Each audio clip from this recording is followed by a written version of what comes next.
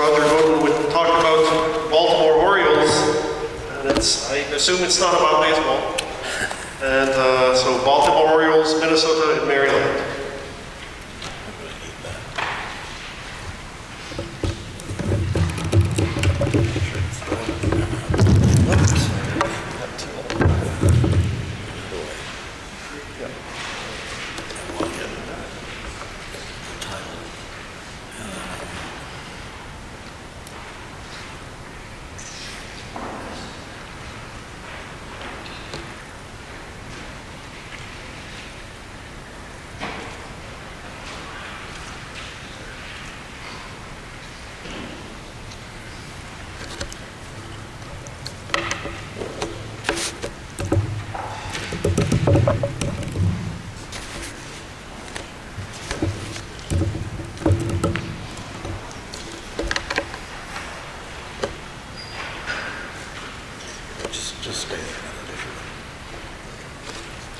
All right, there's the title of my presentation, and we'll touch on the baseball as I lead into it, but I'd like you to put up the picture of JP, of the team, and we'll just leave it there. And then when I'm done, I'll go through some of these players so you'll see their individual images. Okay, the Baltimore Orioles, of course, immediately brings up the baseball analogy that JP alluded to. That, of course, it has nothing to do with the Major League team. It may have something to do, however, with the minor league team that Jack Dunn put together in the International League, which was very strong, and that was known as the Orioles. So I presume that the name was borrowed from them. But this is hockey, and it's which is what we're all about, and it's very unusual because of the makeup of the team. Now, most of you know my particular interests, and I reflected them this morning, and that's why I'm doing this team. Because the overall evaluation is that they were not a very good team, but I would suggest to you that they were an interesting team. And the team played in the Tri-State League, 32-33, and then they transitioned into the Eastern Amateur, which consisted of only 4 teams, themselves, the New York Crescents, the Hershey Bars, not Bears, and the Atlantic City Seagulls. 4 teams. But it was high-level, technically amateur hockey, coached by a guy from down the road here in Belleville, Ontario, by the name of Bill Boyd, who was a member of the New York Rangers Stanley Cup team in 1928. But it was overwhelmingly American in composition in terms of the games that most players played in over the course of the season. And there were really concurrently 2 seasons. There was a league season and a non-league season. They did far better in the non-league than they did in the league, although some of the non-league games were against league teams, which is kind of a rather unusual situation. But besides Boyd, the Canadian minority, can you believe that? Canadians, a minority in hockey? A rare occurrence here. A guy named Mel Harwood was the goalie, and a fellow named Dutch Kane was a very good defenseman, and then later on they're joined by a guy named Bobby Lee from Verdun, Quebec. But those were really the principal Canadian players. So who were these obscure Americans? Well, I'm going to tell you who they are. A guy named Frank Lorich, the Papike brothers, Al, Joe, and Vince, Johnny Phillips, Andy Toth, Frank Chinky Ulisich, we wouldn't dare use that nickname today, all from Eveleth. And then one other Minnesotan to make a total of 8 from Minnesota, Phil LeBate, who was from Minneapolis. 3 other Americans, a guy named Bob Jeremiah, whose brother is probably better known than he is. Eddie Jeremiah was a long-time Dartmouth coach, and he had the U.S. Olympic team in 1964. And then a defenseman from Rhode Island by the name of Pud Quirk, and then a player from the Upper Peninsula by the name of Ray Coleman, who I'm proud to announce also went to Michigan Tech. Bill, where's Bill? There he is, okay. Okay, so the team actually had done pretty well the year before, but was decimated. And so the makeup was considerably different, although there were some people that carried over into the new year. Boyd brings them together at a place called Iceland in Baltimore about November 20th, and they play a couple of exhibition games, and they blow out teams from Swarthmore, Pennsylvania, and Rochester, New York. And then they go into the regular season, which they begin at home on December 2nd against the New York Crescents. Now, the Crescents would be of particular interest to our membership here in terms of recognizable names, because they had 4 guys on there who would go on to play for the 1940 Stanley Cup winning New York Rangers. So this was not insignificant hockey. So I'll mention those 4: Muzz Patrick on defense, forwards Mel and Neil Colville, and Alex Shabicki, who many give credit for creating the slap shot, although I guess that might be up for debate. And they had one significant American, a guy named Stuart Iglehart, who had been an outstanding college player at Yale, and then went on to play for the United States internationally. He was a member of the 1933 team that I've written about that won the world at Prague, and later was enshrined into the U.S. Hockey Hall of Fame. I had the pleasure of meeting him in the middle 70s when we took him into the U.S. Hockey Hall of Fame. I literally went to the airport and hit him and picked him up and brought him back. Interesting man, raised in money, made a lot in his life as a real estate developer in Florida, and a significant player from the United States standpoint. Okay, so the first game, competitive, 2 periods. The Crescents take charge and win 6-3. There's a couple more games following that. They tie Atlantic City and then beat Hershey. So they're 1-1-1 by December the 10th. Well, what's significant about that is that's the best record that they will have in terms of the league standing for the entire year. That's the high water mark, okay? But it's all not that bad, and that's what I'm going to emphasize. Obviously, my printed version of this, whenever that sees light of day, will go into the individual games in much greater detail. The first non-league game is against Toronto City Service Oilers, and they lose that 4-0. Then they go up to New York just before Christmas to play the Crescents up there. And so this is kind of an interesting aspect of hockey. And some of you are familiar with this. There was a series, the way hockey was staged in New York at that time, and I can confess to even remembering this as a kid, being very, very young and growing up in the New York area. Sunday afternoons, you would have a 1 o'clock game with the Metropolitan League, composed principally of local players, followed by a higher level amateur game, which would be like the Eastern Amateur League. And then the Rangers would have Sunday nights, because in the 6-team era, of course, the Saturday nights were reserved for Montreal and Toronto. And so this game is quite competitive, and amazingly enough, if you were to see the New York Daily News the next day, okay, the major tabloid, a paper I grew up with as growing up north of the city, that's the paper we got at home, it says Crescents 3, Baltimore 2 on the back page. 12,000 people were there for these 2 games. Absolutely amazing when we think of it in light of today's hockey. Okay, well, this team proceeds then to continue the schedule, and they launch into a rather long losing streak, composing 9 games. Obviously, when you look at that kind of thing, you're looking at personnel changes, and Lester Patrick is trying to lend a little bit of assistance by making some recommendations, but really nothing happens along that line, except for Lee's arrival in early February, but there are really no other player changes. So they got to get by with this American-dominated team, which is, really not that great. In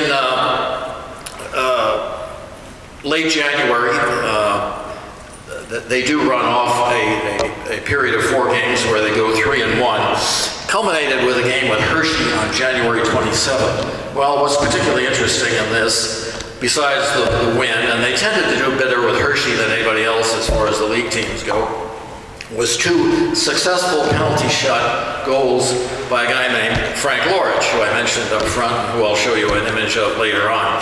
Now, by my research, and I know Glenn has done something on this very, very recently, 2 successful penalty shot goals by one player has not yet occurred. Eric Cole went 1 for 1 in 2005, and Max, I'll mispronounce his name. Thank you. Went 0 for 2 a little bit thereafter.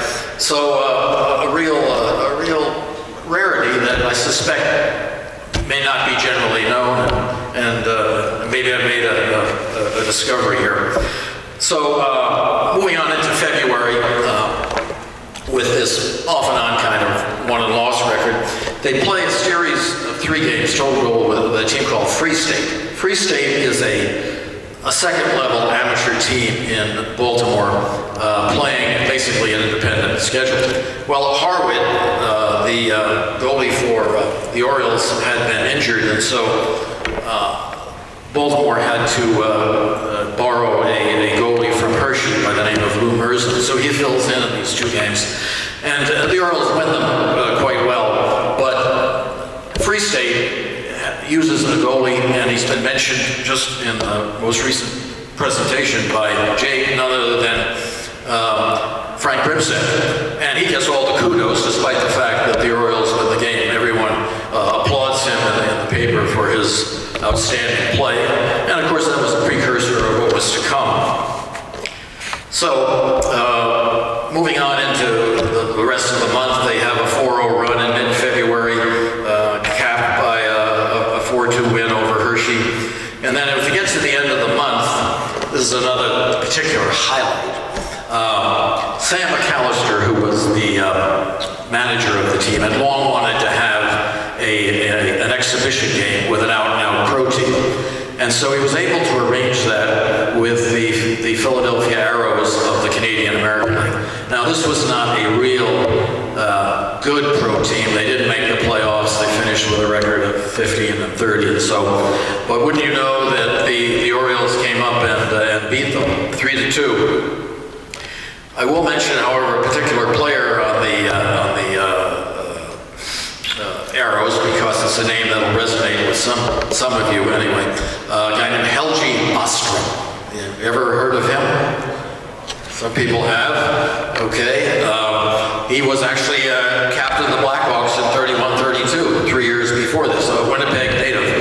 And another little aside here, sometime in the mid-70s, when I'm at the U.S. Hockey Hall of Fame in Evelyn, I got a call from a man who said, I've got some publications here that somebody gave me, and I think you might like to have them. So I went on over and got them from this gentleman whose name is long forgotten, and much of the detail of it has escaped me. But they were none other than publications that Ostrom owned, because he wound up living later on in northern Minnesota. How he got there, I don't know. Roughly 50 miles west of Evelyn, beyond Grand Rapids, a town called Deer River, where he actually dies. Okay, so with that high point, they'd been on another one of these nice little runs. They won 6 of their last 9. But by the 3rd week in February, the Crescents have the league schedule wrapped up and basically win the championships. And the Orioles come in at 4-13 and 4. Yeah, not terribly impressive. But again, I got some highlights for you that will make it look better. They play a series of games with Atlantic City called the Howard Jackson Trophy. And this had been played in other years as well. And they're successful in this. And these are 3 league games against a league opponent, but they don't count in the league standings, but they account for this trophy. It's total goals. They win 2 games and tie 1. And so they take that. Of course, that's always a nice thing to have, a notch in your belt. And in the meantime, of course, over this period of time, there are these games against various non-league teams. McGill University, the Quebec Aces, and various others. But the season ends, but then there is what is called the Hershey Cup Series. And JP and some others helped me with this when I was putting this thing together. And while it's not designated as such, it really is an official playoff series, but it's presented as being separate. And there they do have better luck, actually win more games than they lose, and they actually finish third in the Hershey Cup competition. Now, also set against this, and we're into March now, is 3 games against the Pittsburgh Yellow Jackets, who are playing an independent schedule. They don't do very well against them. They lose all 3, one in early March and 2 post-Hershey Cup series afterwards. But it's noteworthy because of what happens with Pittsburgh the following year. Okay, well, what does this team do award-wise? You know, well, the Canadian defenseman Kane, Dutch Kane, is named the team most valuable player. He's also named to the first team All-Stars, and then on the second team All-Stars is the Minnesota players Frank Lorich, the guy with the 2 penalty shot goals in the game, and Johnny Phillips, who was, as I recall, deceased by the time I got to Evelyn. But I did get to know his brother, Sam, somewhat, and it wasn't the most pleasant scenario. Sam seemed to think he was a far better player than a lot of others, and that was not a widely held opinion. But we frequently find that, I'm sure, in our research. Okay, so what is the fate of these? I won't go through all of them, but I do think it's worth noting some because there's some interesting vignettes here. The defenseman, Phil LeBate, who was a University of Minnesota player, goes on to play for the United States in the 1936 Olympic tournament in Garmisch, the so-called Nazi Olympics, although that term tends to be applied to the Winter Games as opposed to the Summer Games, rather, opposed to the winter, where he gains the rather dubious distinction, and this is recorded by Patrick Huda in his bio, of being Adolf Hitler's favorite non-German player. I don't think you'd want that on your resume, but there it is. And after which he really retires. The Papike brothers are notable. I think Joe Papike is probably the best of the overall of the Minnesota guys because he had a really significant career in the American Hockey Association with Wichita and with Kansas City. 3 cups of coffee with the Blackhawks. I think if he had not been called up to Chicago in '41, he might very well have won the scoring title for the AHA that year. But he does not come back after World War II to high-level hockey. His brother Al goes to the West Coast and has a decent career in both Southern California and the Pacific Coast Hockey League, making the Southern All-Star team on defense in 48-49. While not household names, not insignificant players, but what happens then in the next year? Well, Boyd retires, goes into business, and actually dies at a relatively young age. But the league adds Pittsburgh, I mentioned earlier, as a 5th team, and goes from 22 games to 40 games. The Orioles bring in more players, actually, than they did in the year I'm reporting about, but they don't do any better. They basically finished 5th in the league and go something like 9. Vince, no, backtrack to Vince. Yeah, Vince, who actually the year before had an outstanding year, but couldn't replicate it in 34, 35, or the Orioles might have had a better league record. Okay, if you could move on to the next one. Okay, Phil LeBate, Adolph's favorite player, a Gopher. I'm in contact actually with his son right now, attempting to get him into the University of Minnesota's M Club Hall of Fame, and I haven't succeeded in doing that. Next, please. And Frank Lorich, the guy with the 2 penalty shot goals. Okay. Otherwise, not terribly noteworthy, but that's noteworthy in itself, even if it is at the level it is at. Okay, next. Andy Toth, excuse me, sorry. Andy Toth was a University of Minnesota player, and I actually knew his his sister when I was in Evelyn. He actually retired after this season. A little side story on the sister was what we call, and you're all familiar with this kind of person, a diver a Dempster diver, okay? You know what I'm talking about? No? I'm drawing a blank with you? All right, well, a waste disposal unit, she'd like to go in and see what's there, if she could retain something, okay? Anyway, I would run into her quite frequently, and she would absolutely insist that I listen to basically her brother's life history in hockey, because she obviously idolized the guy. Okay. And this is Les Johnny Phillips, who had a very good year. Obviously, he made the All-Star team, and he's the senior of the two brothers that I just alluded to. The other one didn't play on the team, but a good guy, a good player. And this is Frank Chinky Ulysich, okay, with the nickname that we wouldn't dare use, but it actually shows up in a program. Next. Actually, next is a cartoon that appeared in the Baltimore paper. There's debate on defense, Kane on defense. That reflects a tie with Atlantic City. And we move on to the last one, JP. I'll show you the program. And this is against the Crescents, and you can see where Ulysich is up there, and they actually use Chinky, if you can believe that, okay? And there are the Crescents, and so there are those notable players, those notable Canadian players who went on to bring a Stanley Cup to New York in 1940. And so, ladies and gentlemen, I present to you the 1934-35 Baltimore Orioles, a distinctive team, if not an outstanding team. Thank you.